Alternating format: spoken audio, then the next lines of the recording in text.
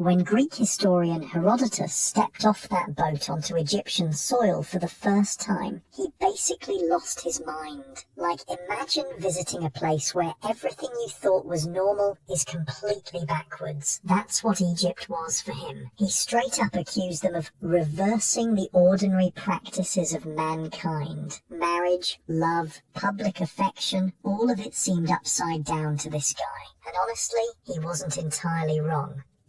The way Egyptians approached relationships was pretty wild compared to other ancient civilizations. Oh, and if you're enjoying these stories, I'd really appreciate a like or subscribe. Super curious where you're all listening from, so drop a comment with your location and what time it is there. Always blows my mind how people are falling asleep to this all over the world. Alright, find that cozy spot. Take a nice slow breath and just let your body sink into whatever you're lying on. We're heading back to ancient Egypt, so congratulations. You just woke up in ancient Egypt. The first thing that hits you is the heat, not the gentle warmth of modern central heating, but that bone-deep desert heat that makes your skin prickle with sweat almost instantly. You're lying on a reed mat that crackles beneath you, nothing like your memory. Foam back home.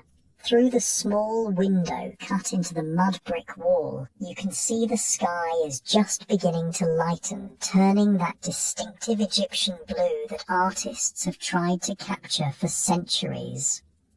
The smells around you are intense. There's the earthy scent of the Nile, a muddy sweetness that seems to permeate everything. Closer, you catch whiffs of cooking fires starting up outside, bread baking somewhere nearby, and there's another smell, the distinct aroma of Kefi incense burning in a small copper dish near the door, a mixture of myrrh, frankincense, and raisins that was supposed to please the gods and purify the home.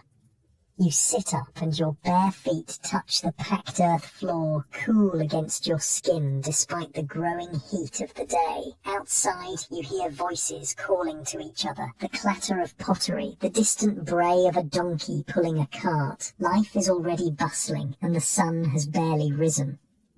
Welcome to Egypt. The year is, well, Egyptians wouldn't recognize our calendar system, but let's say it's around 1400 BCE, during what we now call the New Kingdom, and you're about to learn something pretty fascinating about this place. Love and marriage here aren't what you'd expect at all.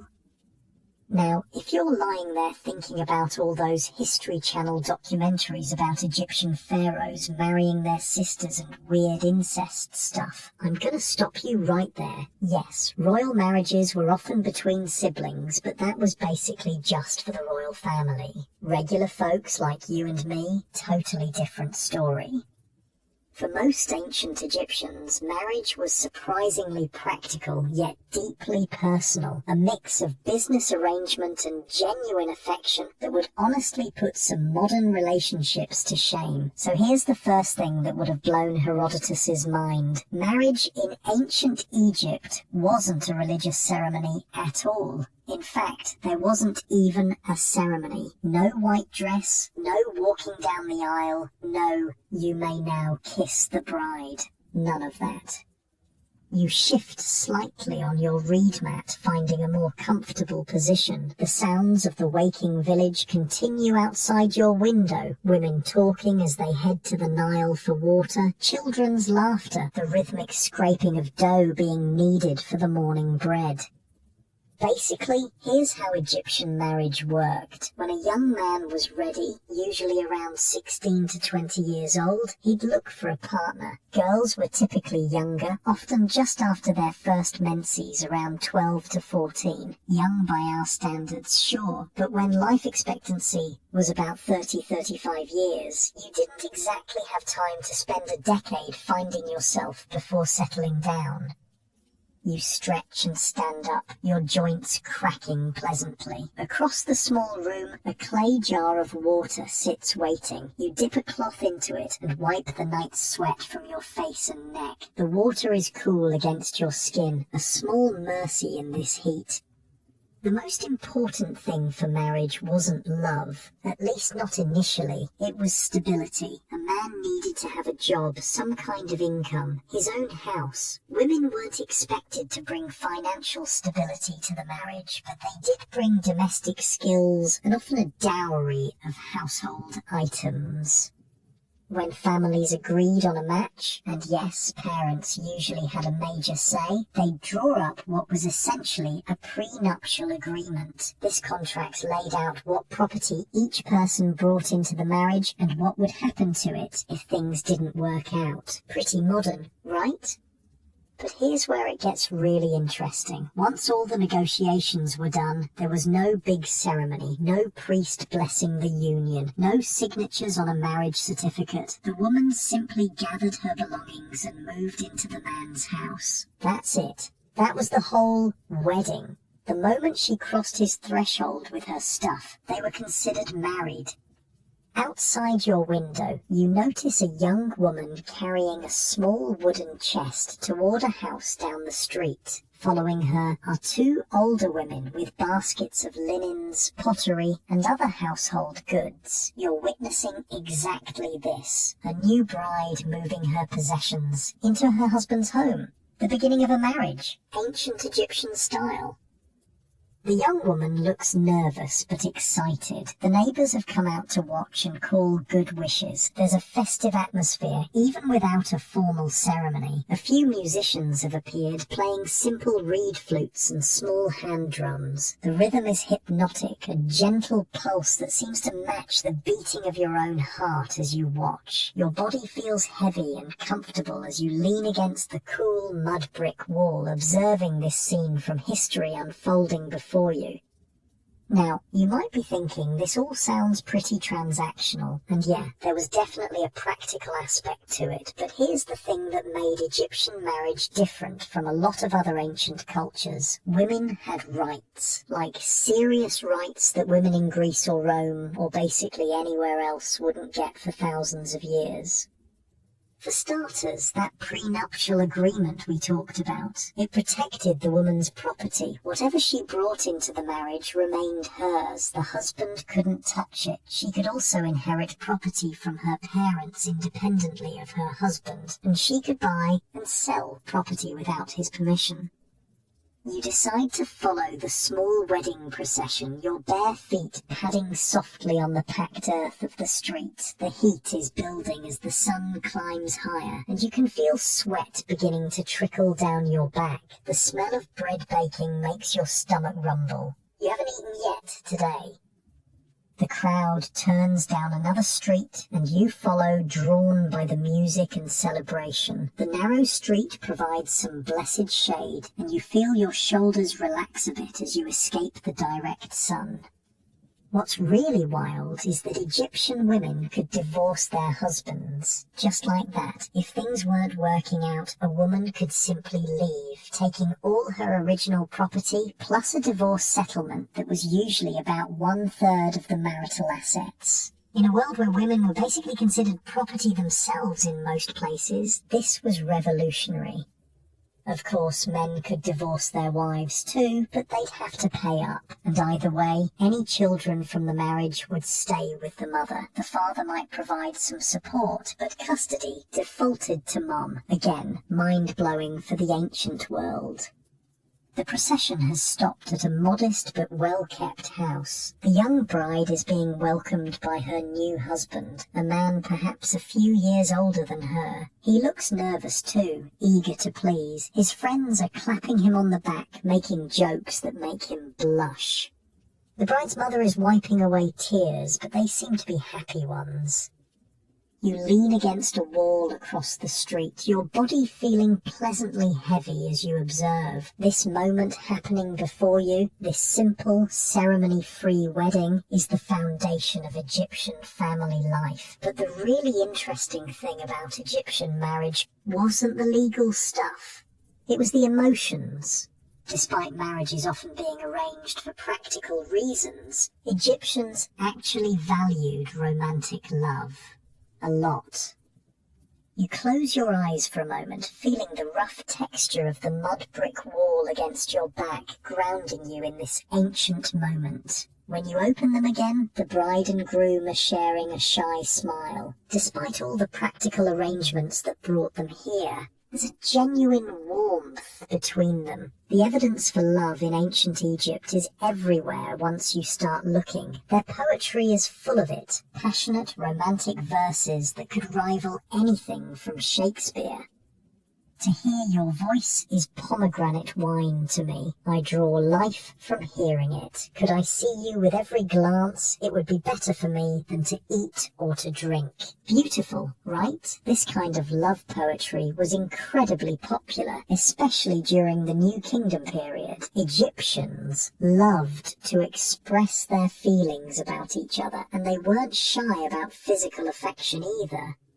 As you watch, the new husband takes his wife's hand and leads her into their home. The threshold moment, the actual marriage in Egyptian terms, has already happened, but this entrance together is clearly meaningful to them both. The crowd cheers, the musicians play more enthusiastically, and someone breaks out jars of beer to share around. You can almost taste the thick, slightly sweet Egyptian beer in the air. It was much heartier than our modern beers, more like a meal in a jar, often flavoured with dates or honey. The celebration is getting livelier now, and you feel your own spirits lifting as you watch. Now, here's another fascinating thing about Egyptian marriage. They believed it continued into the afterlife. Egyptians were obsessed with eternity, right? All those pyramids and mummies and elaborate tombs, well, they thought a good marriage would last forever. Literally.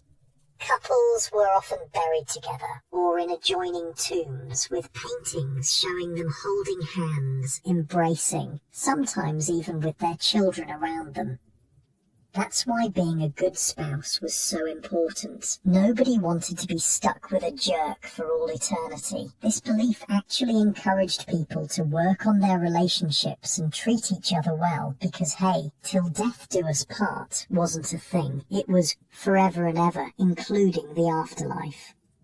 The wedding celebration is spreading now, with neighbours bringing out food to share. The scent of fresh bread, roasted fish from the Nile, and sweet honey cakes fills the air. Your stomach growls again, reminding you that you still haven't eaten. A kind-looking older woman notices you standing alone and gestures for you to join them. You hesitate. You're not exactly dressed in period-appropriate clothing, but her smile is so welcoming that you find yourself moving forward anyway.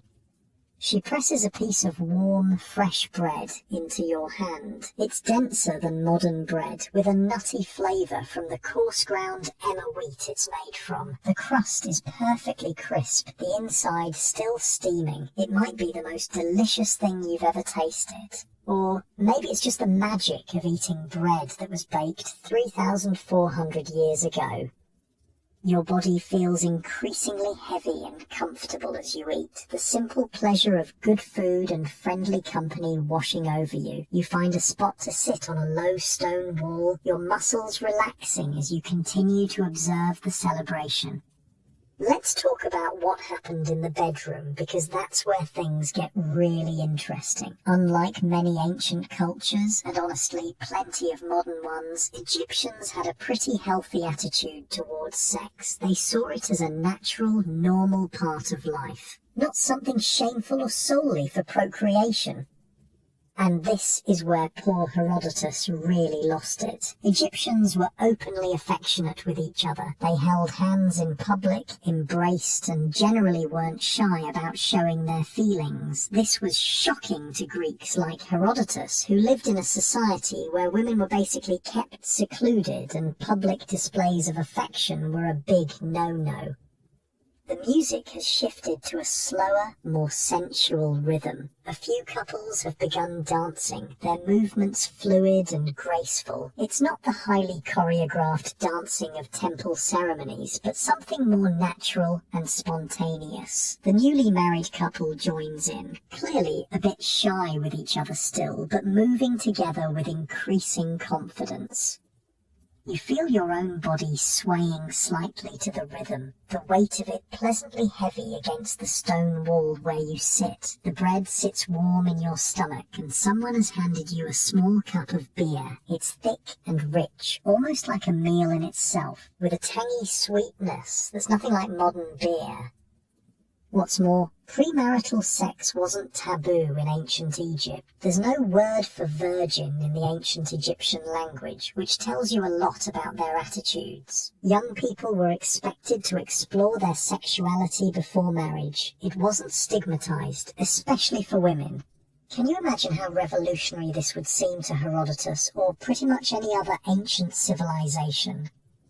Of course, once you were married, fidelity was important. Both husbands and wives were expected to be faithful to each other. Adultery was considered a serious offence, though it was defined somewhat differently for men and women. A married woman sleeping with anyone other than her husband was adultery. For men, sleeping with another man's wife was adultery, but having relations with an unmarried woman wasn't seen the same way. The dance continues, growing more energetic. The bride and groom are laughing now, their initial shyness giving way to joy. Their bodies move in harmony, already learning each other's rhythms. It's beautiful to watch, this beginning of a partnership that will shape their lives. You sip your beer slowly, feeling the pleasant weight of your body against the wall, the gentle fatigue of the day settling into your muscles. The afternoon sun casts long shadows now, and the quality of light has changed to that magical golden hour that photographers chase. Speaking of expectations in marriage, let's talk about children. Like most ancient societies, Egyptians wanted children. Lots of them. High infant mortality rates meant that having many children was the best way to ensure some survive to adulthood. But unlike other ancient cultures, Egyptians valued daughters almost as much as sons. Almost. But not quite. Sons were still preferred for carrying on the family name and taking care of parents in their old age. But daughters were valued too, and female infanticide, the practice of killing unwanted baby girls, doesn't seem to have been a thing in Egypt, like it was in many other ancient cultures. The party is winding down now as evening approaches. The bride and groom have retreated into their new home, and neighbours are beginning to drift away. The musicians pack up their instruments, accepting thanks and payment from the bride's father. You finish your beer, feeling pleasantly tired now. Your limbs feel heavy, your eyelids wanting to droop. The stone wall beneath you is still warm from the day's heat, comforting against your back. But before we wrap up this first part of our journey into Egyptian love and marriage, there's one more fascinating aspect to explore: fertility and pregnancy. Egyptians had a weird but surprisingly effective method for determining if a woman was pregnant. She would pee on barley and emmer wheat seeds. If the barley sprouted, she was pregnant with a boy. If the emmer wheat sprouted, it would be a girl. If neither sprouted, she wasn't pregnant at all. Here's the crazy part. Modern scientists have tested this, and it actually works about 70% of the time for detecting pregnancy, though not for predicting gender. Turns out pregnancy hormones in urine can indeed stimulate seed growth. The streets are quieter now as dusk falls. Oil lamps are being lit in windows, casting a warm, flickering glow. The temperature is finally dropping, bringing blessed relief from the day's heat. Your body feels increasingly heavy, sinking into a pleasant state of relaxation.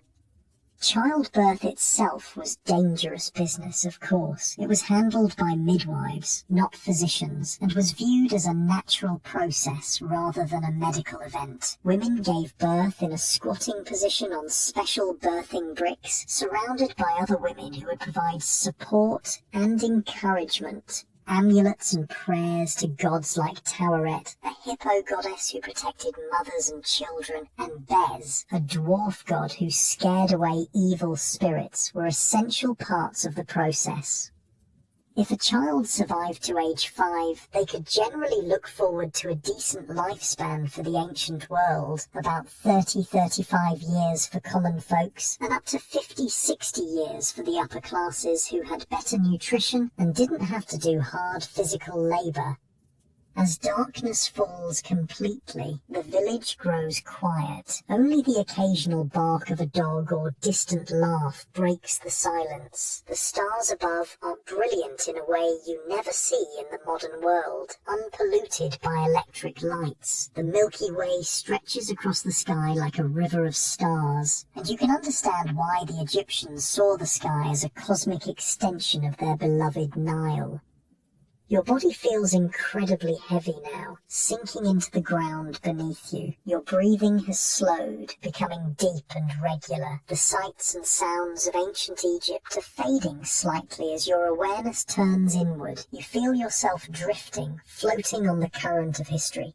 The warm stone against your back, the lingering taste of bread and beer on your tongue, the distant music still echoing in your ears. All of it merges into a gentle cocoon of sensation.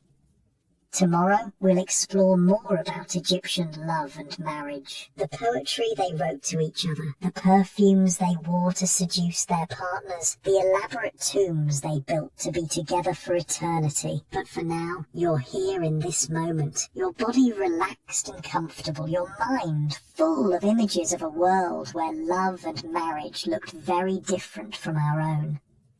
The gentle weight of history settles around you like a comfortable blanket. Your breathing deepens further. The stars wheel slowly overhead, the same stars that watched over ancient Egypt, that will continue to watch over our world long after we're gone. There's comfort in that continuity, that connection across time. Your limbs feel pleasantly heavy, your thoughts growing slower and more dreamlike. The sounds of the village have faded to almost nothing now, just the occasional rustle of palm fronds in the night breeze. Your body feels at peace, sinking deeper into relaxation with each breath, as the story of ancient Egyptian love and marriage continues to unfold in your mind. The morning sun climbs higher over the mud brick houses, casting long shadows across the narrow streets. You've woken early, your body attuned to the rhythms of this ancient world where most activity happens before the brutal midday heat sets in. The air still holds a hint of coolness from the night, but it's already evaporating like a dream upon waking. You stretch, feeling your muscles loosen pleasantly. The reed mat beneath you crackles as you sit up. That same earthy smell of the Nile hangs in the air, mingled now with the sense of cooking fires and fresh bread. Your stomach rumbles, reminding you that it's time to find something to eat. Outside, women are already lined up at the communal bread ovens, chatting as they wait for their loaves to bake. Children dart between houses, playing some game involving small clay tokens. A couple walks past, their hands casually intertwined, and you remember what you learned yesterday about Egyptian attitudes toward affection and marriage. Speaking of marriage, there's something fascinating about the actual process of finding a spouse in ancient Egypt. While parents often had significant input, young people weren't completely without choice, and the courtship process, honestly, it wasn't that different from modern dating in some ways. You make your way to a small market that's sprung up in a wider section of the street. Vendors have laid out mats with goods for sale, vegetables, fish from the Nile, beads, simple tools. You accept a piece of flatbread from a smiling woman who seems to recognize you from yesterday's wedding celebration. The bread is still warm, slightly chewy, with a nutty flavor that speaks of a simpler, purer grain than modern wheat. As you chew slowly, savouring the unfamiliar yet comforting taste, you notice a young man and woman standing near a stall selling flowers and perfume oils. They're not touching, but the way they look at each other speaks volumes. He purchases a small blue lotus flower and offers it to her. She accepts it with a shy smile, bringing it to her nose to inhale its delicate fragrance. You're witnessing Egyptian courtship in action. Blue lotus flowers were powerful symbols of love and fertility, associated with rebirth and the sun. They were also mildly psychoactive, producing feelings of relaxation and euphoria when brewed into wine or tea. Not exactly a box of chocolates, but definitely a romantic gesture. Your body feels comfortable and at ease as you lean against a mud brick wall, observing this moment across the centuries. The rough texture of the bricks against your back is strangely soothing, grounding you in this ancient reality. Courtship in ancient Egypt involved gifts like flowers, jewellery, or love poems written on papyrus or pottery shards. Young people might meet at religious festivals or family gatherings or be introduced by their parents. There were no formal dating rituals, but there were definitely ways to show interest and attraction. The couple has moved on now, walking close together without quite touching. They stop occasionally to look at other market stalls, clearly enjoying this simple time together before marriage might formalize their relationship. You finish your bread and decide to follow them at a respectful distance, curious about this glimpse into ancient romance. Your feet move quietly on the packed earth of the street, your body feeling pleasantly heavy and relaxed despite the growing heat of the day. What's particularly interesting about Egyptian courtship is how straightforward it could be. If a young man was interested in a woman, he might send a female relative as a go-between to speak with her mother. If the initial response was positive, gifts would follow and eventually the families would meet to discuss more practical matters. The young couple has stopped again, this time at a stall selling amulets and small statues of the gods. The man points to a figure of Hathor, the goddess of love, beauty and music, often depicted with cow horns and a sun disk. The woman nods and he purchases the small statuette for her. Their choices are significant. Hathor wasn't just any goddess. She was specifically associated with feminine love, sexuality, and motherhood. By giving her a Hathor amulet, he's making his intentions pretty clear. You shift your weight from one foot to the other, feeling the pleasant heaviness in your limbs. The heat is building now, and you notice most people are beginning to seek shade. The couple does the same, moving beneath an awning where a vendor sells cool drinks. Now, let's talk about what made a person attractive in ancient Egypt, because it's both familiar and strange to modern eyes. Beauty standards existed, of course, but they were different from what you might expect.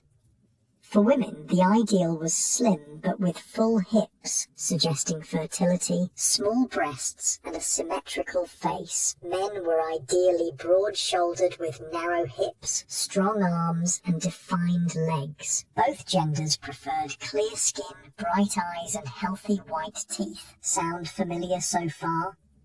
But here's where it gets interesting. Both men and women wore makeup, heavy black kohl around their eyes, green malachite eyeshadow, rouge for the cheeks, and henna for the lips and nails. This wasn't just for beauty. The heavy eye makeup helped protect against the glare of the sun, and even had antibacterial properties that prevented eye infections.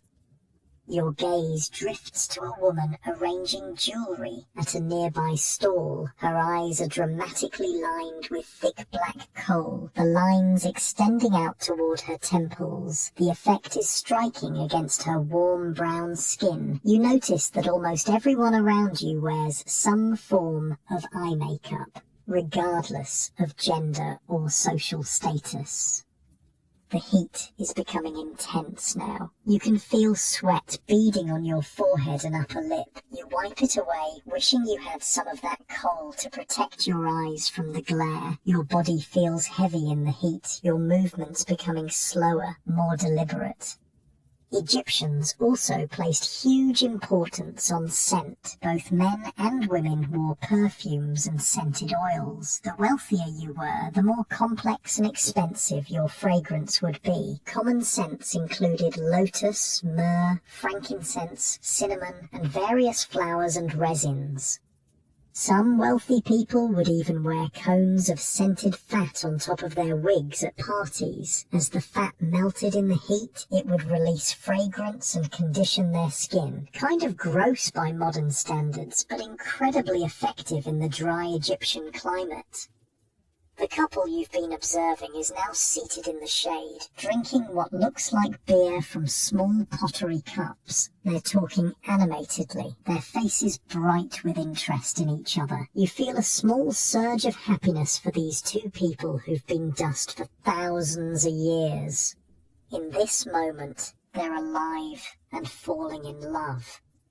Your own body feels increasingly heavy in the midday heat. Your movements are slower, you're breathing deeper. You find a spot in the shade and sink down, your back against a cool wall. The physical sensations of ancient Egypt, the heat, the scents, the textures, are overwhelming but strangely comforting. Let's talk about what happened after marriage. When the bride had moved into her husband's home and their life together began, the transition could be difficult, especially for young brides leaving their families for the first time. But Egyptian households often included extended family, so a new wife might find herself living with her husband's parents, siblings, and their families too. The daily routine for a married couple would depend largely on their social status. For most ordinary Egyptians, dawn meant the beginning of the workday. Men would head to the fields, construction sites, or workshops, while women typically managed the household.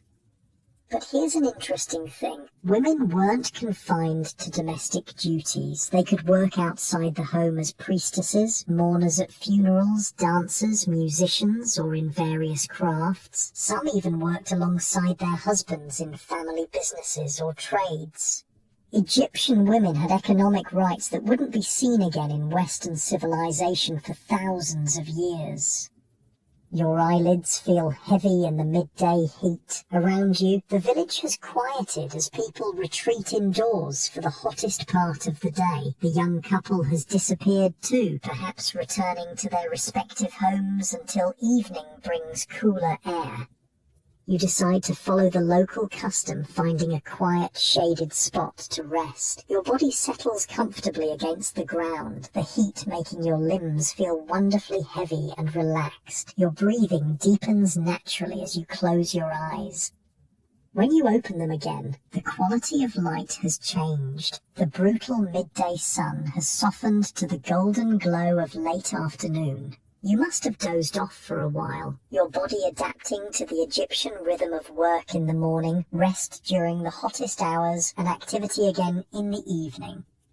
You rise, your muscles feeling loose and refreshed. The village is coming alive again as people emerge from their homes. The air is filled with conversation, laughter, the clatter of pottery being set out for the evening meal. As the day cools, you notice more couples out walking together, talking and laughing. Public displays of affection were common and accepted in ancient Egypt. In tomb paintings and other artwork, spouses are often shown holding hands, embracing, or with their arms around each other's shoulders or waists. This openness extended to their poetry as well. Love poems from ancient Egypt are surprisingly direct about desire and physical attraction. Here's one from the Chester Beatty papyrus that wouldn't feel out of place in a modern love letter. My heart flutters hastily when I think of my love of you. It lets me not act sensibly. It leaps from its place. Your feet carry you toward the Nile, where people are gathering as the heat subsides. The great river gleams in the late afternoon light, a ribbon of molten gold winding through the green valley. Along its banks, couples stroll together, families set out simple picnics, and children splash in the shallows.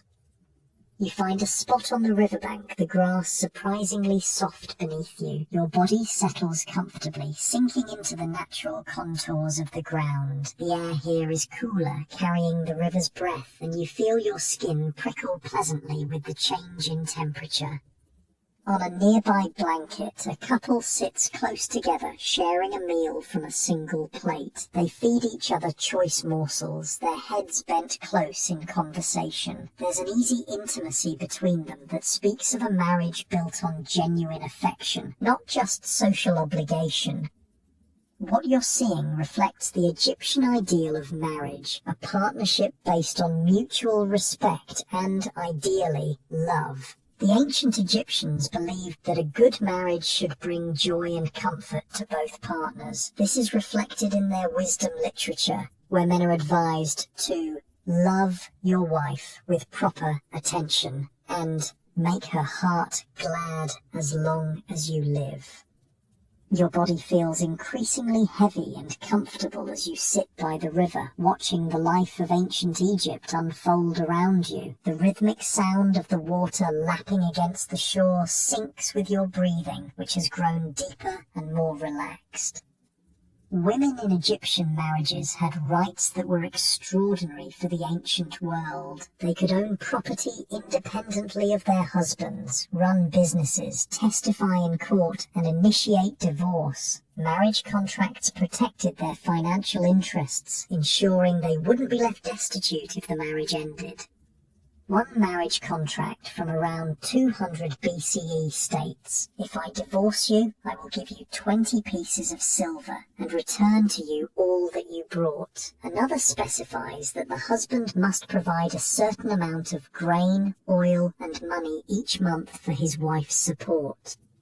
The sun is beginning to set now, painting the sky in shades of gold, orange, and deep blue. Along the riverbank, oil lamps are being lit, creating pools of warm light as darkness gathers. The couple you've been observing rises, gathering their belongings. They walk hand in hand back toward the village, their silhouettes merging with the growing shadows.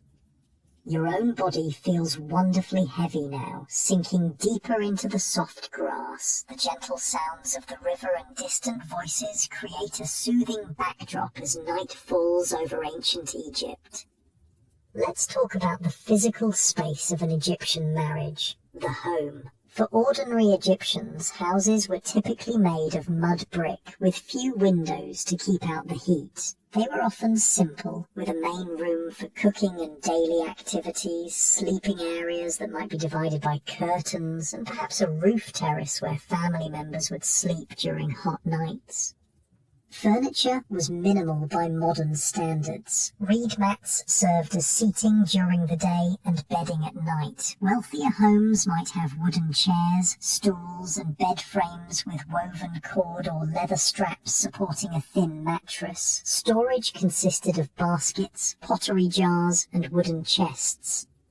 The simplicity might seem austere to modern eyes, but these spaces were designed for the Egyptian climate and way of life. The thick mud brick walls kept interiors relatively cool during the day and released stored heat at night when temperatures dropped. Homes were places to sleep and store possessions while much of daily life happened outdoors.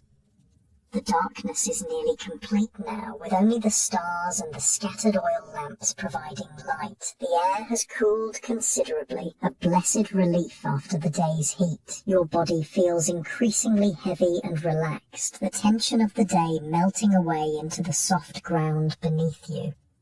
Marriage beds themselves were simple by our standards, usually a wooden frame with woven palm fronds or linen cords creating a base for a thin mattress stuffed with wool, linen, or dried plant fibres. Linen sheets and perhaps a light blanket would complete the bed.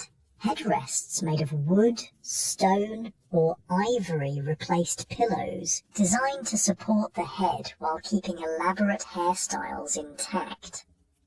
Sexual relations between married couples were considered healthy and normal. Unlike many later cultures, the Egyptians didn't surround sex with shame or taboo. They viewed it as a natural, pleasurable part of life and marriage. The god Min, with his perpetually erect phallus, was celebrated rather than hidden away.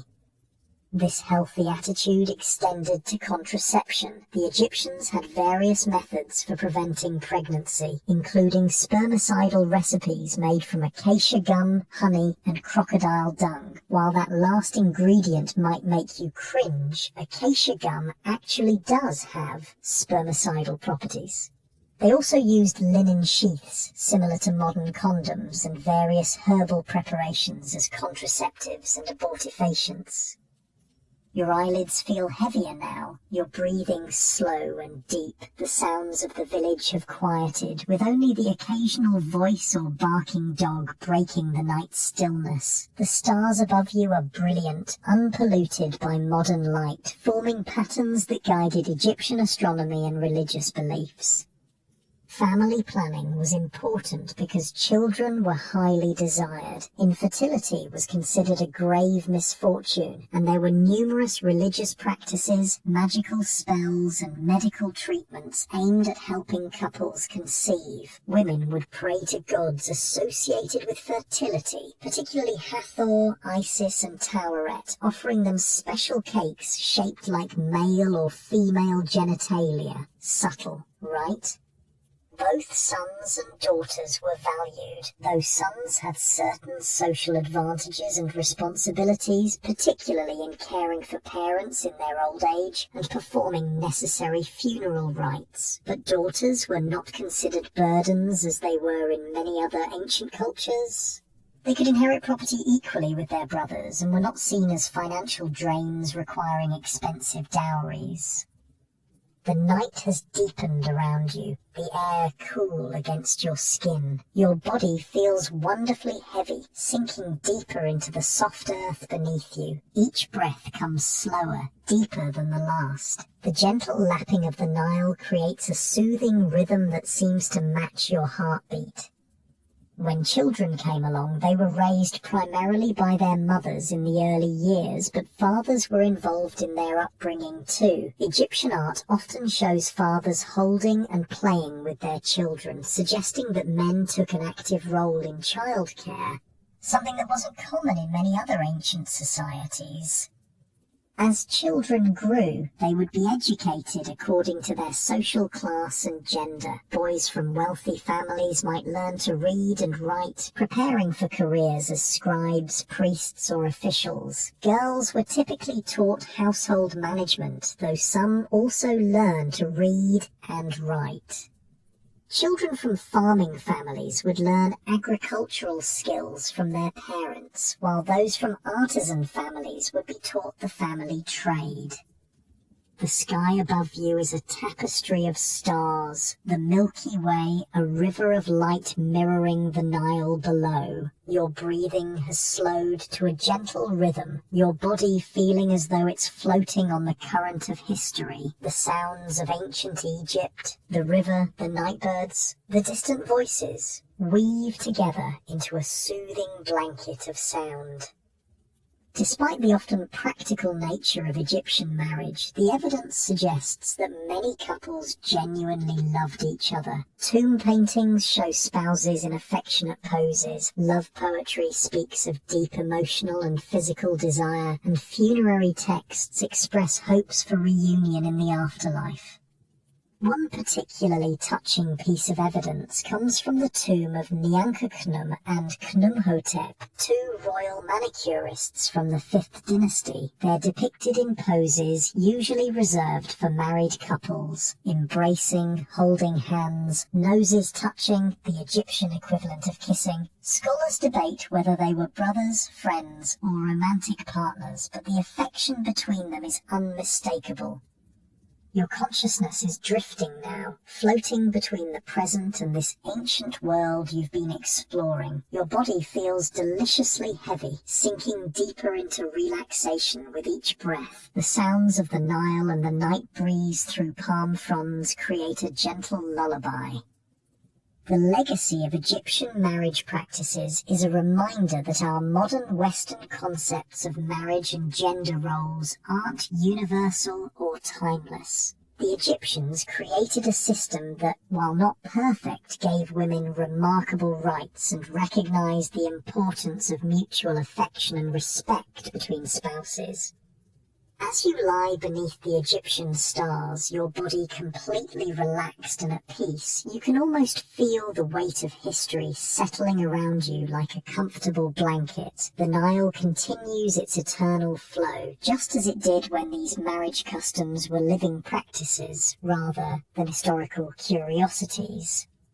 Your breathing has found the rhythm of the river, deep and steady. The tensions of the day have melted away, leaving only a pleasant heaviness in your limbs. Tomorrow we'll explore more about Egyptian love, marriage, and family life. The challenges couples faced, how they resolved conflicts, and the ultimate expression of their bond in the journey to the afterlife. But for now, you're here in this moment, suspended between worlds, your body completely at ease as the ancient Egyptian night embraces you. The first light of dawn paints the eastern sky with pale gold and rose. You find yourself awake early, your body having adjusted to the natural rhythms of ancient Egypt, where people rise with the sun. The air holds that brief, precious coolness that will evaporate as soon as the sun climbs higher. You stretch on your reed mat, feeling your muscles loosen pleasantly. Outside, you can hear the village coming to life. The soft pad of bare feet on packed earth, the clatter of pottery as women prepare breakfast, the distant call of birds along the Nile. Today, you're curious about what daily married life was actually like for the ancient Egyptians. We've talked about how marriages were formed and the surprising rights women had, but what about the day-to-day reality? You rise and step outside, the cool earth pleasant against your bare feet. The smell of baking bread fills the air, making your stomach rumble with hunger. Women are already at the communal ovens, shaping dough into flat rounds or forming it into cones and loaves. Their hands move with practiced efficiency, their bodies swaying slightly as they work. Many chat and laugh together, turning a chore into a social occasion. Marriage in ancient Egypt was all about partnership and complementary roles. Men and women each had their domains, but these weren't as rigidly separated as in many ancient and not so ancient cultures. A woman standing near the ovens notices you and smiles, gesturing for you to join them. She hands you a piece of warm flatbread straight from the oven. It's denser than modern bread, with a nutty, earthy flavour. You savour it slowly, the simple pleasure of fresh bread transcending time and cultural differences.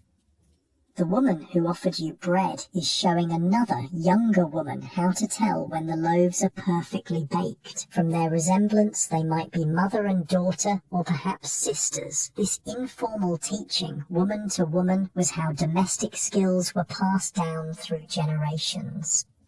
Your body feels comfortable and at ease in the growing warmth of the morning. The bread settles pleasantly in your stomach and you find yourself drawn toward the river where more of the village's morning activities are taking place.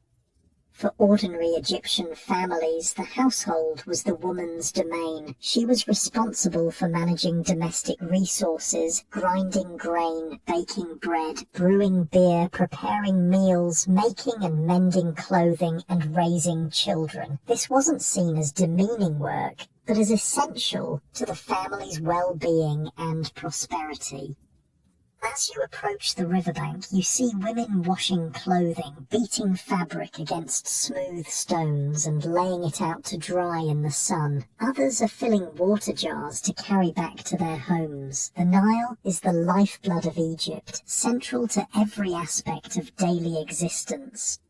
A young couple catches your eye. The woman is filling a large clay jar while her husband waits nearby with a wooden yoke designed to help carry 2 jars at once. When she's finished, he carefully positions the yoke across his shoulders, hooks the jars onto either end, and they walk back toward the village together, talking quietly.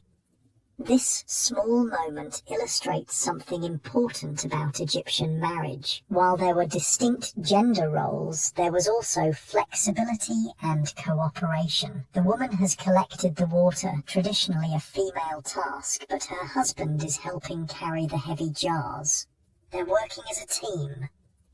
You follow them at a distance, curious about this glimpse into ordinary married life. The sun is higher now, its heat beginning to intensify. Sweat beads on your forehead and upper lip. You wipe it away, understanding why Egyptians preferred loose, light linen clothing and shaved their heads beneath their wigs.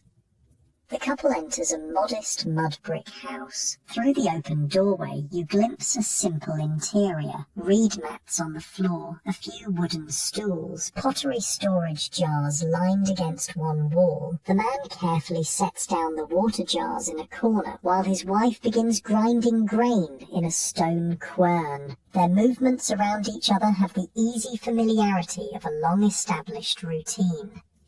Your body feels surprisingly comfortable in the growing heat, your muscles loose and relaxed. You find a shady spot beneath a palm tree, settling down to continue observing village life as the day unfolds.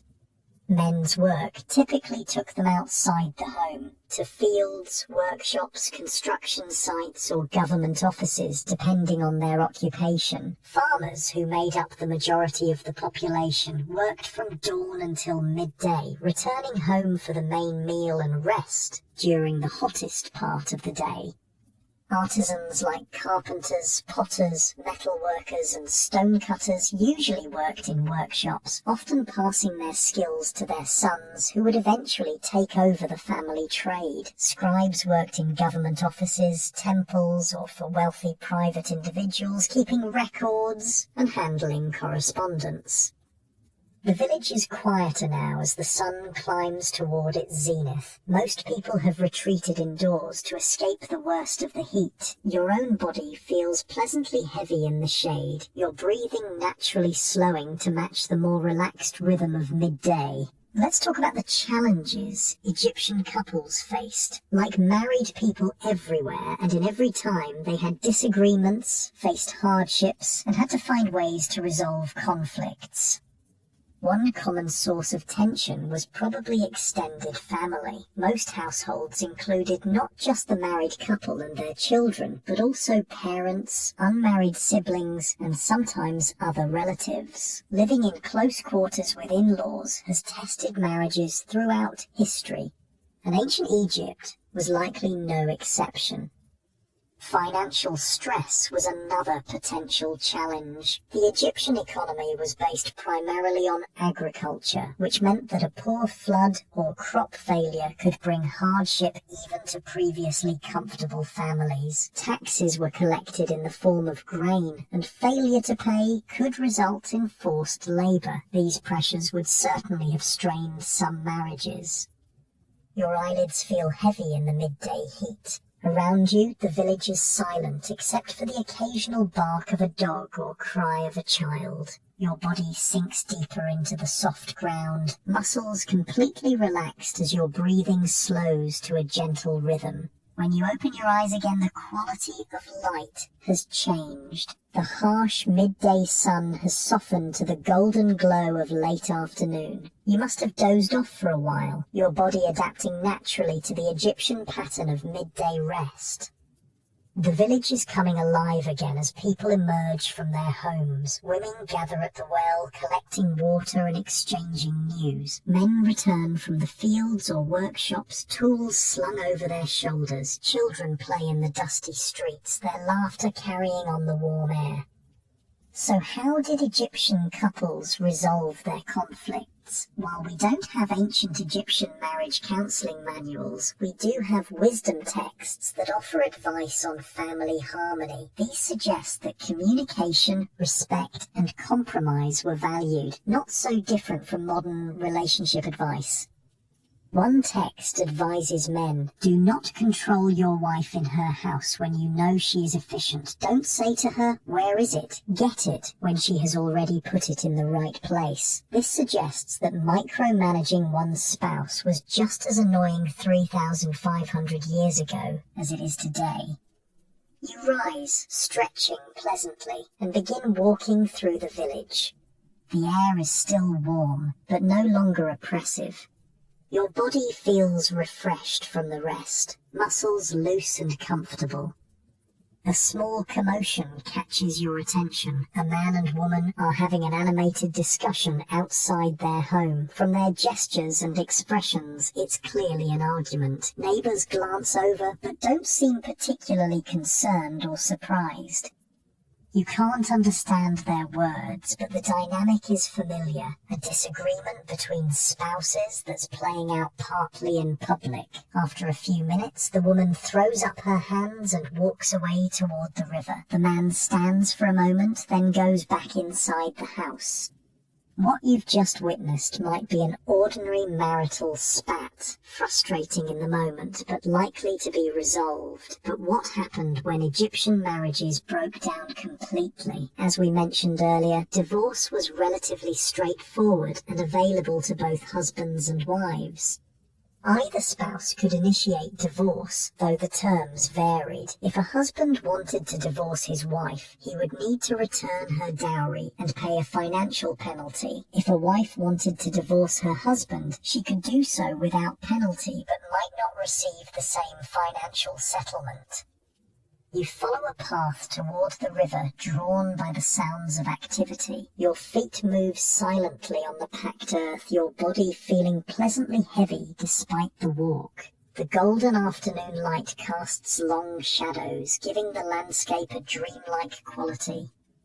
At the riverbank, you find people engaged in various activities. Men are fishing from small boats, casting nets into the water. Women wash clothing, beating it against smooth stones. Children splash in the shallows, their high voices carrying across the water. Among them, you notice the woman who was arguing with her husband earlier. She's sitting alone, weaving a basket from river reeds, her movements quick and aggressive, clearly still annoyed. Another woman approaches and sits beside her. They talk quietly, the second woman occasionally patting the first one's arm in a gesture of comfort.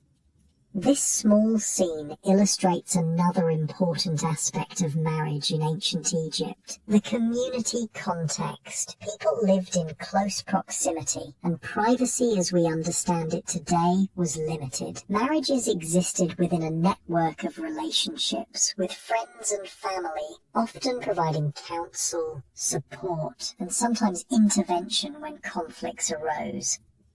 Your body feels increasingly relaxed as you find a comfortable spot on the riverbank. The muscles in your legs and back release their tension, sinking into the soft ground. The rhythm of the river flowing past matches your breathing, which has grown deeper and more even. Now, let's talk about something really interesting, the contrast between royal marriages and those of ordinary Egyptians. We've mostly been discussing how marriage worked for common people, but the pharaohs and royal family played by different rules. Royal marriages were primarily political alliances. The pharaoh would have one great royal wife, who was his principal spouse and the mother of his heir, but he could also have numerous secondary wives. Unlike common Egyptians who practiced monogamy, the pharaoh's multiple marriages were seen as a reflection of his divine status. More shocking to modern sensibilities was the practice of sibling marriage within the royal family. Pharaohs often married their sisters or half-sisters, a practice that would have been taboo for ordinary Egyptians. This was justified by divine precedent. The gods, Osiris and Isis, were brother and sister, as well as husband and wife.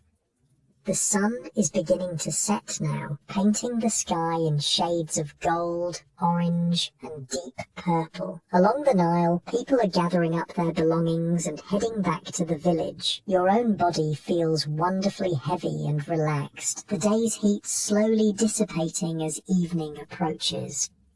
Let's look at some famous royal marriages as examples. Ramses II had 8 royal wives, but his favourite was clearly Nefertari. He built her a magnificent tomb in the Valley of the Queens and dedicated a temple to her at Abu Simbel, where her statues are the same size as his, a significant honour indicating her importance. Then there's the famous case of Akhenaten and Nefertiti. They're often portrayed in unusually intimate poses with natural, affectionate gestures between them. Their relationship seems to have been a true partnership, with Nefertiti elevated to an almost equal status with her husband. She's even shown in art smiting Egypt's enemies, a role traditionally reserved for the pharaoh.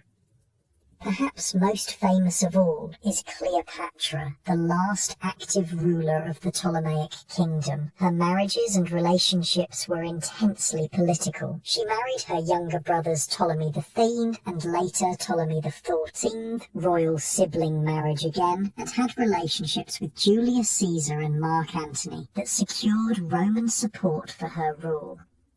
Darkness has fallen now, but the night is alive with sound and light. Oil lamps and torches illuminate the village, casting warm pools of light against the darkness. People sit outside their homes, enjoying the cool evening air. The smell of cooking fires and dinner preparations fills the night.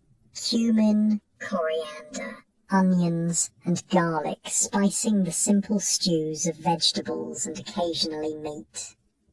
Your body feels increasingly heavy and comfortable as you sit in the darkness, listening to the night sounds of ancient Egypt. Your breathing has slowed to a deep, regular rhythm that matches the gentle lapping of the Nile against its banks.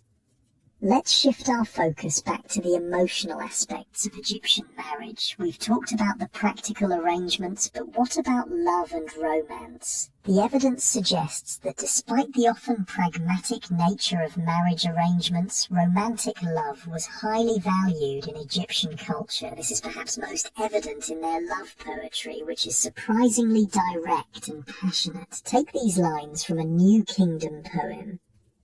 7 days since I saw my sister, and sickness has crept over me. My limbs have become heavy, and I cannot feel my own body. Or this one. When I kiss her and her lips open, I am drunk without beer. Pretty steamy, right? These poems express romantic and sexual desire in terms that feel remarkably modern and relatable.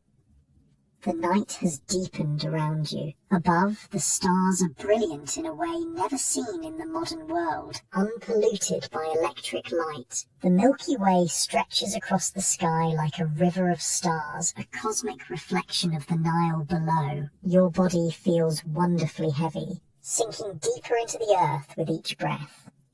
Interestingly, in Egyptian poetry, men and women express desire with equal frankness. Women aren't portrayed as passive recipients of male attention, but as active participants who know what they want. I will lie down inside and pretend to be ill. Then my neighbours will come to see me and my sister with them. She will make the physicians ashamed, for she knows my sickness. This equality in expressing desire reflects the relatively balanced gender relations in Egyptian society. While not perfectly equal, women had legal rights, social standing, and cultural voice that was unusual in the ancient world. The village has grown quieter now as people retire to their homes. Only a few voices can be heard, along with the occasional barking of dogs and distant sound of music, perhaps from a celebration or gathering somewhere nearby. Your body feels completely at ease, muscles relaxed, breathing deep and regular. Before we end today's journey into ancient Egyptian marriage, let's think about its enduring legacy. The Egyptian approach to marriage, with its emphasis on partnership, its legal protections for women, its acceptance of divorce when necessary, and its celebration of romantic and sexual love, was in many ways ahead of its time. Throughout the rise and fall of later civilizations, marriage would often become more restrictive, especially for women. The relative freedoms and rights of Egyptian women wouldn't be seen again in Western societies until surprisingly recently. Even the Egyptian view of sexuality as a healthy, natural part of life would be replaced in many cultures by more repressive attitudes. Their straightforward acceptance of physical pleasure as one of life's joys, to be celebrated rather than hidden away, offers a refreshing counterpoint to the complicated shame and secrecy that later surrounded human sexuality. The night embraces you like a comfortable blanket, the air cool against your skin after the day's heat. Your body feels deliciously heavy, sinking deeper into the earth with each breath. The sounds of ancient Egypt, the river, the night birds, the distant voices weave together into a soothing lullaby. Tomorrow we'll explore more aspects of love and marriage in ancient Egypt, the beautiful objects they created to express their affection, the elaborate tombs where couples hope to spend eternity together, and the remarkable stories of love that have survived across thousands of years. But for now, you're here in this moment, suspended between worlds, your body completely at ease as the night cradles you in its gentle arms. Your breathing has found the rhythm of the river, deep and steady. The tensions of the day have melted away, leaving only a pleasant heaviness in your limbs. The stars wheel slowly overhead, the same stars that watched over ancient Egypt, that will continue to watch over our world, long after we're gone. There's comfort in that continuity, that connection across time, as you rest here at the edge of the ancient world.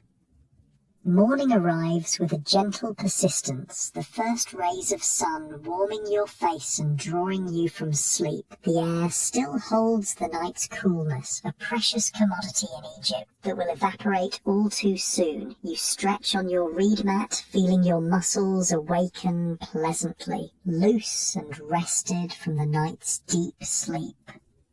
Today, you find yourself drawn to a different part of the village, where a group of people has gathered outside a modest but well-kept home. Their voices carry a festive tone, and several hold small bundles or baskets that appear to be gifts. You move closer, curious about what's happening.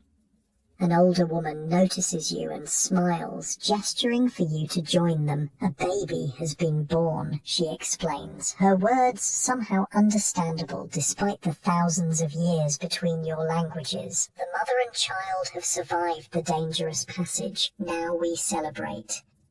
This gathering provides a perfect window into another aspect of Egyptian marriage, childbirth and family life. Having children was considered the primary purpose of marriage, though as we've seen, Egyptians also valued the emotional and physical intimacy between spouses.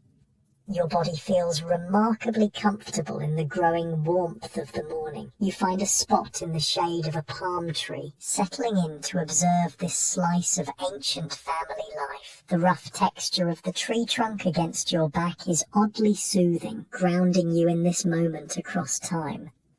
Childbirth in ancient Egypt was dangerous for both mother and baby. Women gave birth in a squatting position on special birthing bricks, surrounded by female relatives and midwives who would offer practical help and spiritual support. Amulets, spells, and prayers to protective deities like Tauret, the pregnant hippopotamus goddess, and Bez, the dwarf god who scared away evil spirits, were essential parts of the process.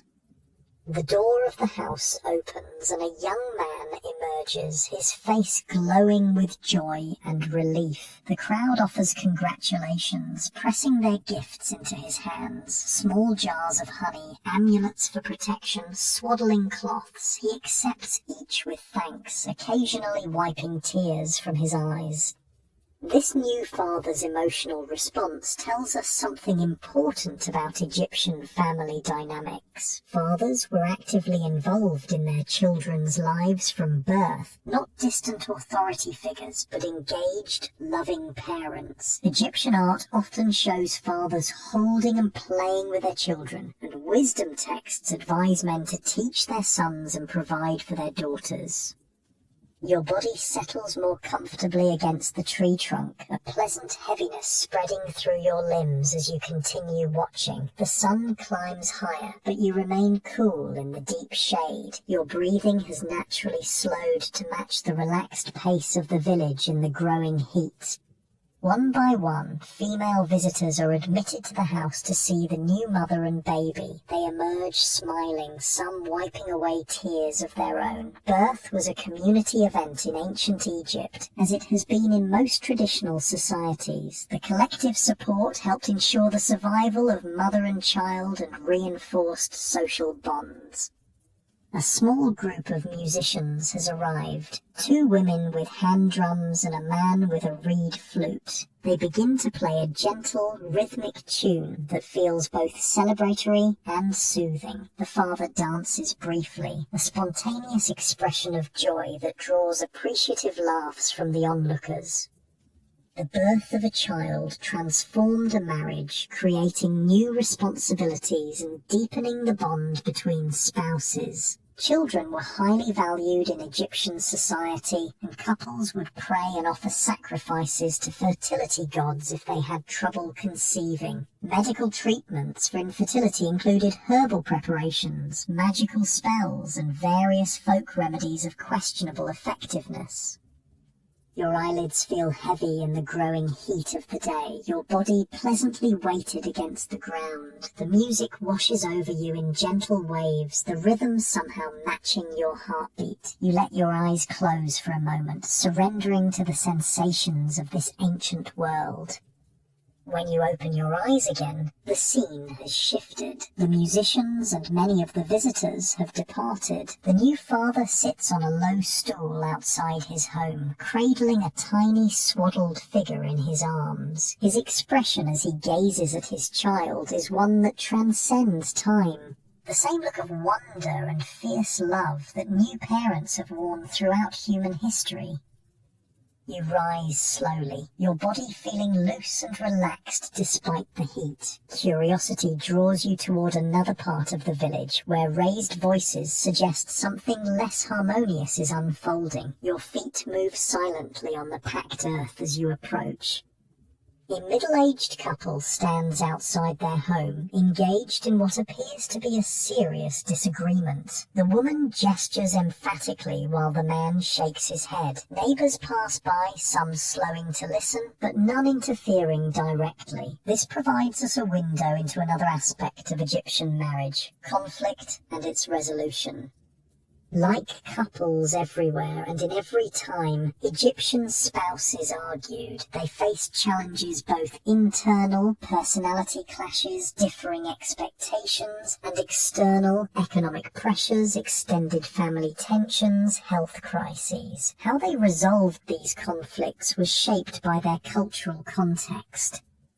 Your body finds another comfortable spot in the shade, settling in with that now familiar pleasant heaviness. The heat has intensified, making the air shimmer above the mud brick houses. Most activity has paused as people retreat indoors or to shaded spots like yours, waiting out the worst of the midday sun. The arguing couple eventually reaches some kind of resolution. The woman enters the house while the man walks away toward the fields. Their body language suggests the disagreement has been paused rather than resolved, a common enough pattern in marriages across time and cultures. Egyptian wisdom texts offer advice on avoiding and resolving marital conflicts. One text advises men, if you are a man of standing, you should establish a household and love your wife as is fitting. Fill her belly, clothe her back. Oil is the remedy for her body. Make her heart glad as long as you live. She is a profitable field for her lord. The underlying message is clear. Treat your spouse well, meet their needs, and make them happy. This pragmatic approach recognized that marriages functioned better when both partners were satisfied and their basic needs were met. Your eyelids grow heavy again in the intense midday heat. Around you, the village has fallen silent except for the occasional bark of a dog or cry of a child. Your breathing slows naturally, your muscles completely relaxed as your body sinks deeper into the ground beneath you.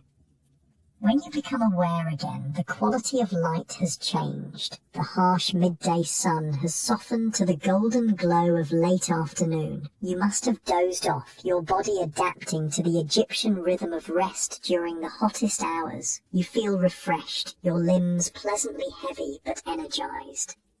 The village is coming alive again as people emerge from their homes. The water carriers are making their rounds, hefting heavy jars from house to house. Women gather at the communal ovens, preparing the evening meal. Children play in the dusty streets, their energy renewed by the cooler air.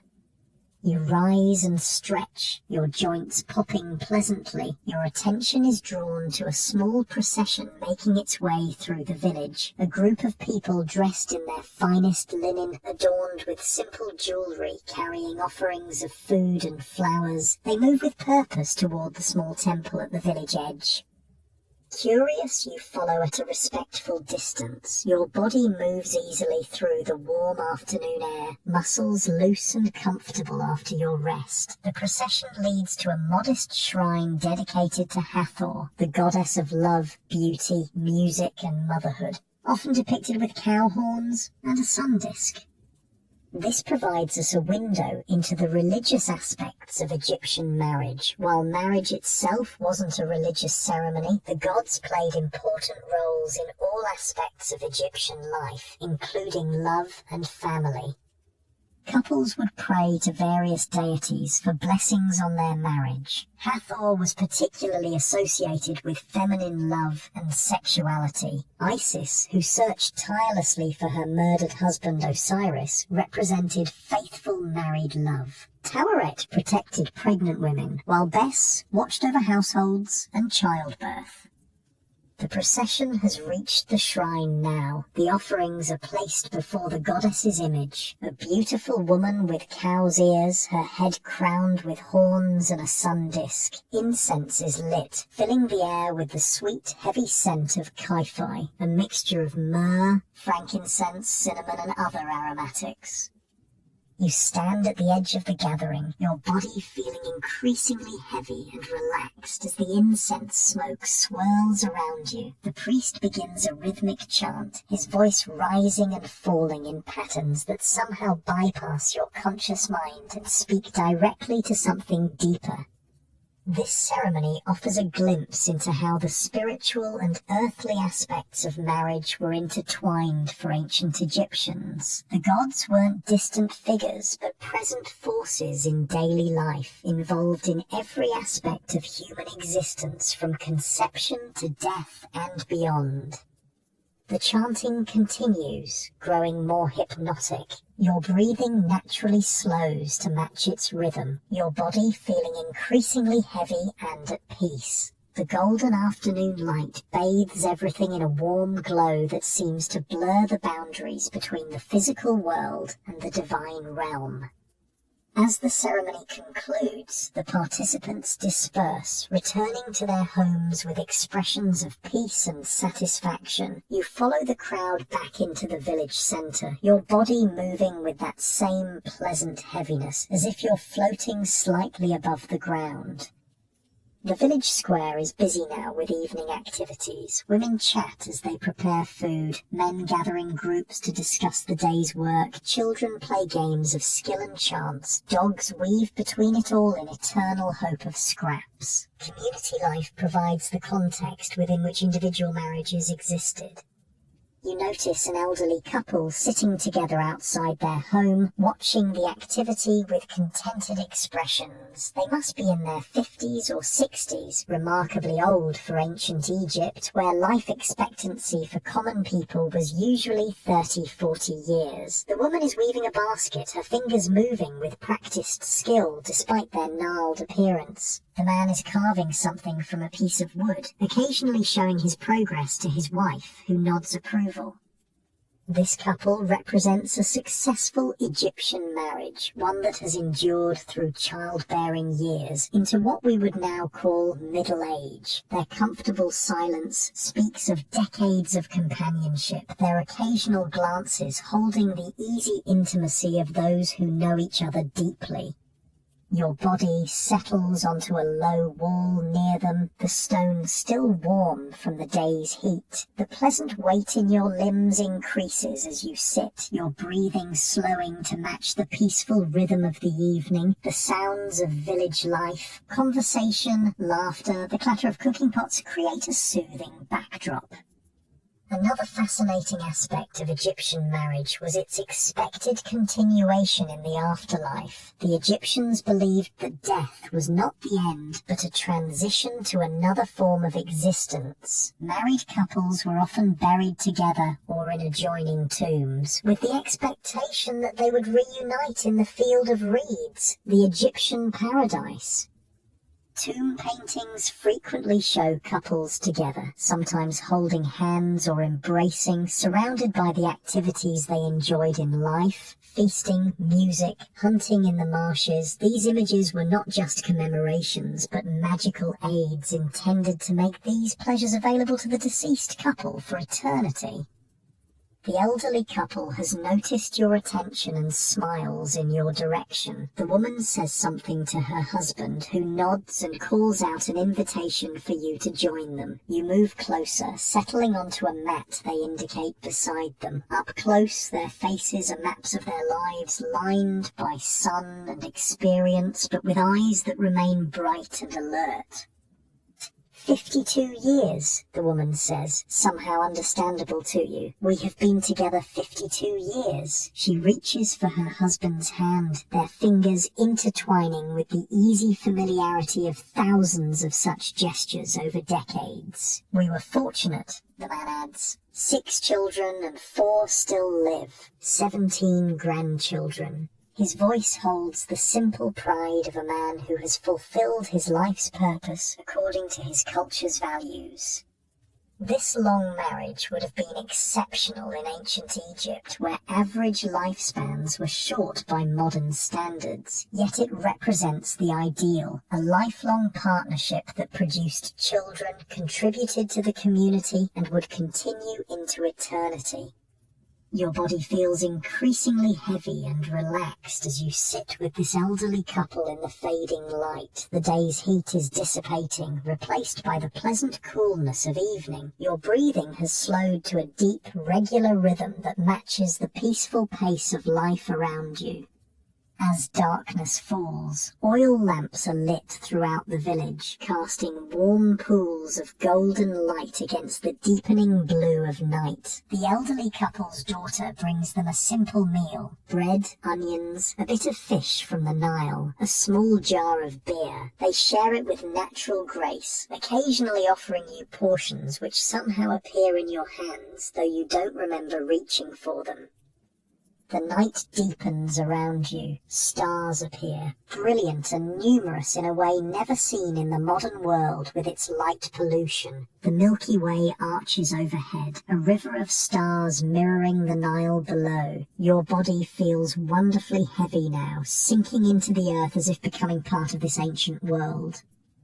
The elderly husband begins to tell a story, a tale of Isis and Osiris, the divine couple whose love conquered even death. His voice is melodic, practiced in the art of storytelling that was so central to Egyptian culture before writing became common. His wife occasionally adds details he forgets, their shared telling creating a seamless narrative. This myth of eternal love reflected the Egyptian ideal of marriage, a bond so strong it transcended mortality. When Osiris was murdered and his body scattered, Isis searched tirelessly until she found and reassembled him, even conceiving their son Horus after his death. This divine example provided the pattern for human marriages, faithful, enduring, extending beyond the grave. Your eyelids feel increasingly heavy as the old man's voice washes over you, his words creating pictures in your mind of gods and goddesses, love and loss, death and rebirth. Your breathing has become deep and regular, your body completely relaxed in the cool night air. The story ends, but its echoes remain in your mind as the elderly couple bids you good night. They rise with the careful movements of age and make their way into their home, supporting each other with practiced ease. The woman turns at the doorway to smile at you once more before they disappear inside. You remain seated on the mat, your body too pleasantly heavy to move just yet. Around you, the village is settling for the night. Voices quiet, lamps are extinguished one by one, until only the stars provide light. The air carries the sense of cooling earth, distant cooking fires, and the ever-present Nile. Tomorrow we'll explore the final aspects of love and marriage in ancient Egypt, the beautiful objects they created to express their affection, the elaborate preparations for the afterlife where they hoped to spend eternity together, and the legacy of their approach to marriage that continues to resonate through history. But for now, you're here in this moment, suspended between worlds, your body completely at ease as the ancient Egyptian night embraces you in its gentle arms. Your breathing has found the rhythm of the sleeping village, deep and steady. The tensions of the day have melted away, leaving only a pleasant heaviness in your limbs. The stars wheel slowly overhead, the same stars that watched over ancient Egypt, that will continue to watch over our world long after we're gone. There's comfort in that continuity, that connection across time, as you rest here at the edge of the ancient world. You wake to the gentle touch of dawn light on your face. The air still holds the night's coolness, a blessed relief before the heat returns. For a moment you're disoriented, caught between your modern reality and this ancient world you've been exploring. Then the sounds and smells of Egypt flood your senses, anchoring you once more in this distant past. The scent of baking bread drifts through the air, mingled with the ever-present earthy aroma of the Nile. Outside, you can hear the village coming to life. The soft pad of bare feet on packed earth, the clatter of pottery, the calls of awakening birds. Your body feels surprisingly rested, loose and comfortable on the simple reed mat. Today you find yourself drawn to a different part of the village, where skilled artisans work. The narrow street opens into a small courtyard where several workshops cluster together. The sound of hammering, the hiss of metal cooling in water, the rasp of sandstone on wood, all blend together in the rhythmic symphony of creation. You pause at the entrance to a jeweller's workshop, fascinated by the delicate work taking place inside. A middle-aged man sits cross-legged on a mat, bent over a small copper table. His fingers move with incredible precision as he shapes a piece of carnelian into a heart amulet. Beside him, a younger man, perhaps his son, carefully strings beads of lapis lazuli. turquoise, and gold onto a linen thread. The jewellery being created here offers another window into Egyptian concepts of love and marriage. Egyptians adored personal adornment, and jewellery wasn't just decorative, it carried deep symbolic and sometimes magical significance. Heart amulets, like the one being crafted, represented not just romantic love, but the seat of thought, emotion, and character. Your body settles comfortably against a mud brick wall, the rough texture pleasantly grounding against your back. The morning air is still cool enough to be refreshing, and you breathe deeply, filling your lungs with the scents of the workshop, hot metal, stone dust, beeswax, and the faint sweetness of the gum arabic used as adhesive. The jeweller looks up and notices you watching. He smiles and holds up his work, the carnelian heart now complete, polished to a deep red glow. He says something in a language you shouldn't understand, but somehow do. A gift of love for a man to give his wife on the birth of their first child. This reminds you of how Egyptians marked significant moments in their marriages with gifts. While they didn't have wedding rings as we know them today, they exchanged jewellery at important milestones, marriage itself, the birth of children, significant anniversaries. These weren't just pretty trinkets, but carried protective and symbolic power. Your attention shifts to a woman entering the workshop. She's dressed in finer linen than most villagers, her eyes lined with kohl, a simple gold necklace around her throat. From the way the jeweller greets her, she's clearly an expected and valued customer. She's come to collect a commissioned piece, a bracelet of gold and turquoise that the younger craftsman presents with evident pride. As she tries on the bracelet, her face lights up with pleasure. The jeweller explains that the pattern of Ankh symbols and protective eyes of Horus will bring her health and safety. She pays him with a small pouch that clinks with what might be metal rings. Egypt didn't have coined money yet, but used standardized weights of precious metals for larger transactions. Your body feels increasingly comfortable as you continue watching, a pleasant heaviness settling into your limbs. The morning sun warms your skin, not yet hot enough to be uncomfortable. Your breathing has naturally slowed to match the steady rhythm of the artisans at work. The woman leaves, her new bracelet catching the sunlight as she walks away. The jeweller returns to his work, but now he's crafting something different. A small figurine of Hathor, the goddess of love and beauty. His hands move with practiced precision, shaping the cow-eared goddess from a piece of blue faience. These figurines were popular offerings at temples and household shrines. Couples would pray to Hathor for fertility, sexual pleasure, and harmony in their marriages. Unlike many later cultures, the Egyptians saw divine blessing in all aspects of marital love, emotional, physical, and procreative.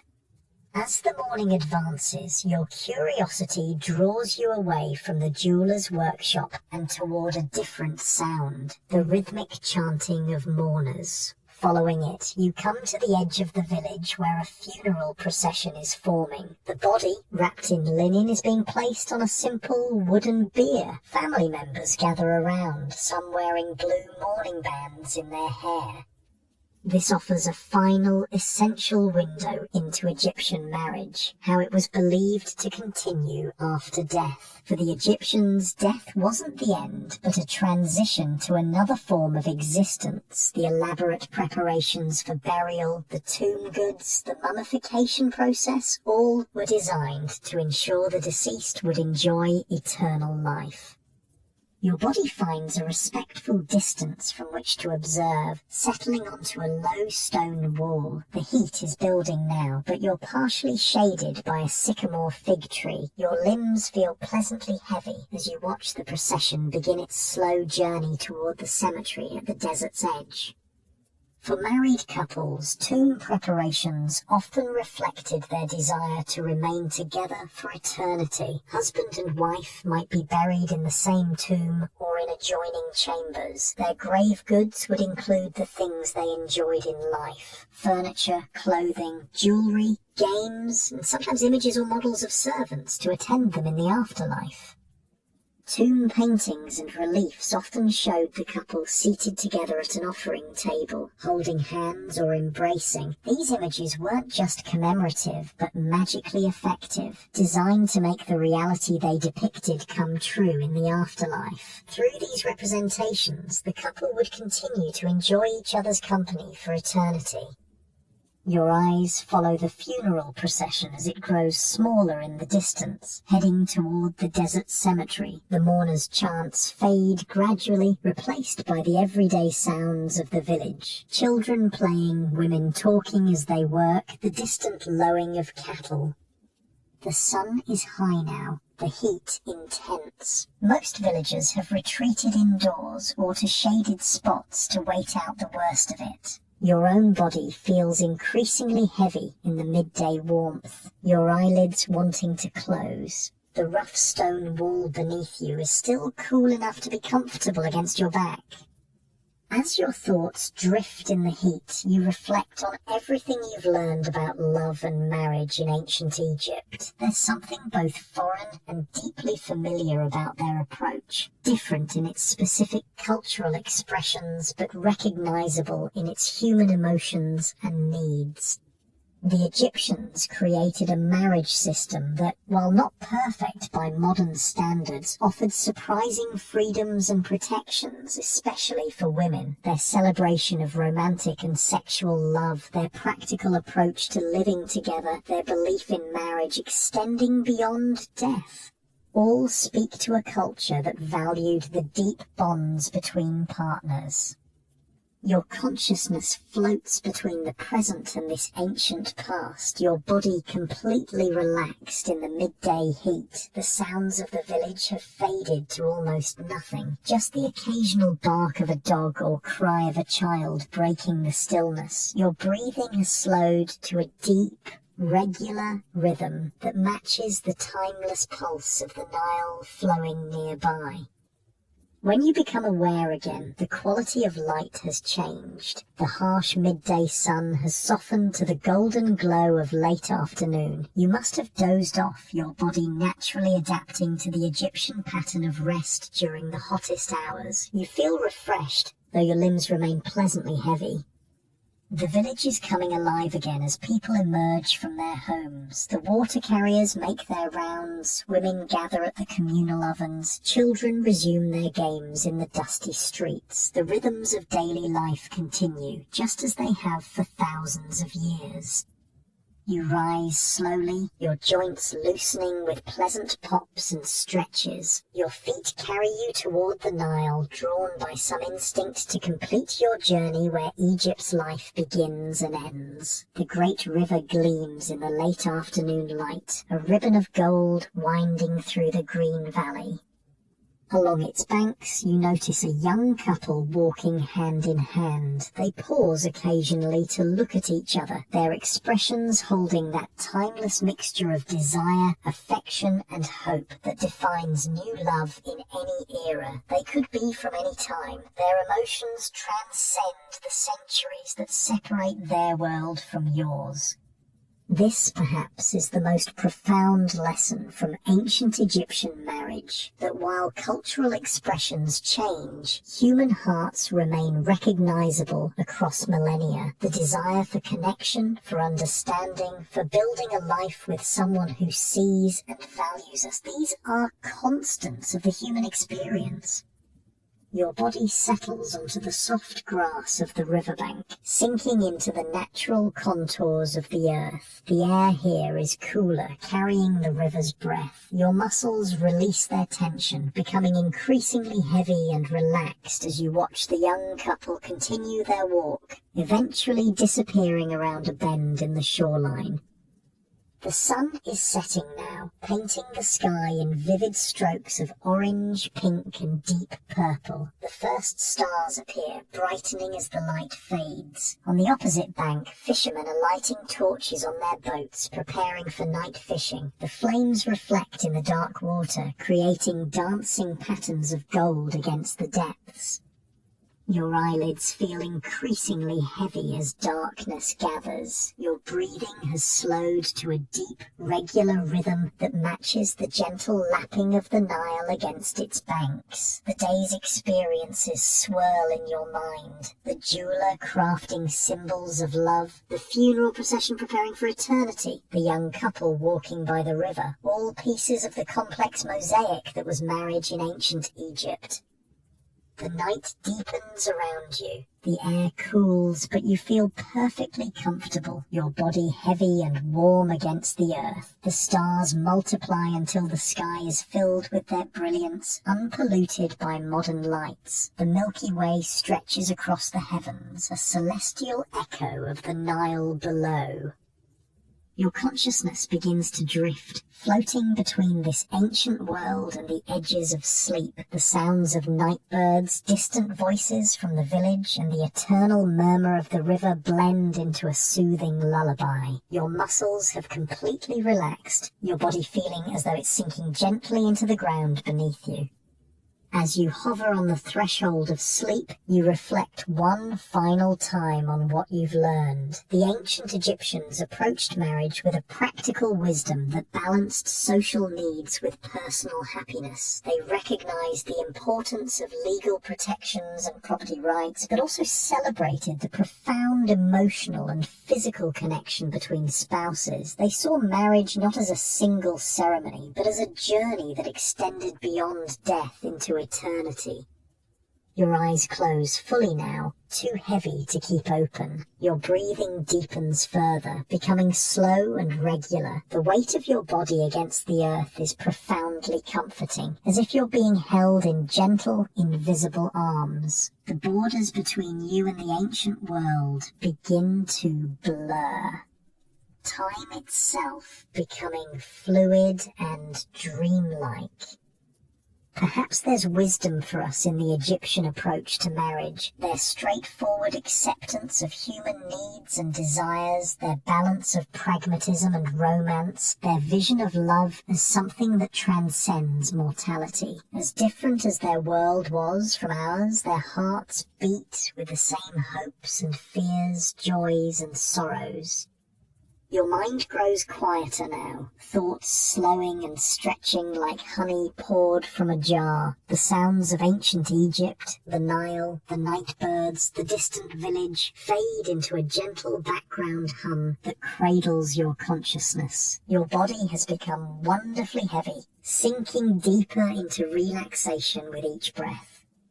Sleep begins to embrace you, soft and irresistible. The stories of ancient Egyptian couples, from powerful pharaohs and their queens to humble farmers and their wives, continue to echo in your mind, but more distantly now, like voices heard through water. Their love stories, preserved in poetry and art, in tomb paintings and precious amulets, have survived thousands of years to touch your heart.